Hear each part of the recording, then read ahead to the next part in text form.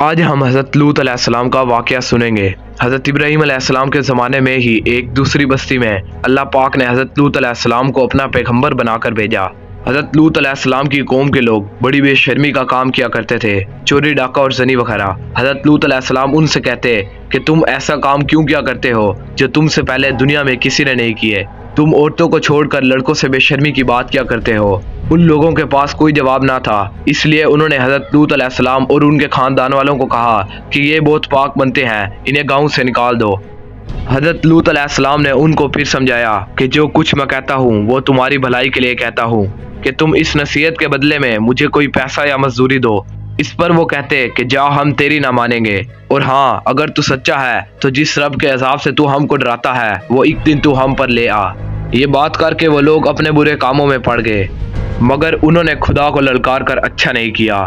پھر کیا ہوا؟ آخر خدا کا غضب جوش میں آ گیا۔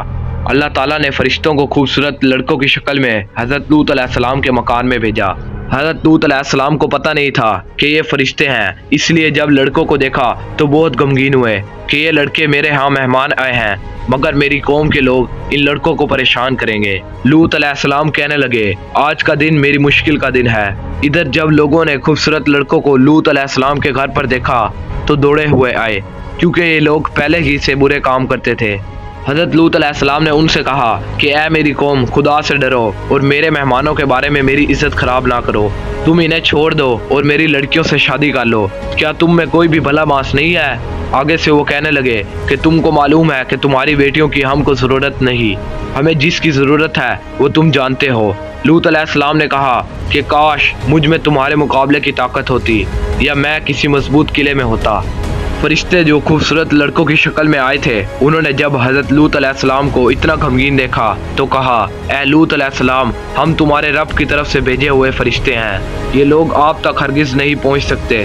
آپ رات کے اندھیرے میں اپنے گھر والوں کو لے کر اس بستی سے چلے جائیں اور کوئی شخص پیچھے مڑ کر نہ دیکھے، مگر اپنی بیوی کو چھوڑ دینا، کیونکہ وہ کافرہ ہے، کیونکہ جو آفت اس بستی پر آنے والی ہے وہ اس پر بھی پڑے گی۔ اس بستی پہ صبح کے قریب اللہ کا عذاب ہوگا۔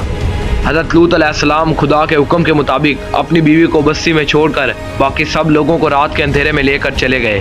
صبح کے قریب اللہ کا عذاب ہوا اور اس بستی پر پتھر اور کنکریوں کی بارش شروع ہوئی۔ جب سب لوگ آخری سانسیں لے رہے تھے تو اس بستی کو اٹھا کر پٹک دیا اور اسے نیچے اوپر کر دیا۔ وہ لوگ جو لڑکوں سے بے شرمی کی باتیں کیا کرتے تھے ان سب کو دفنا دیا۔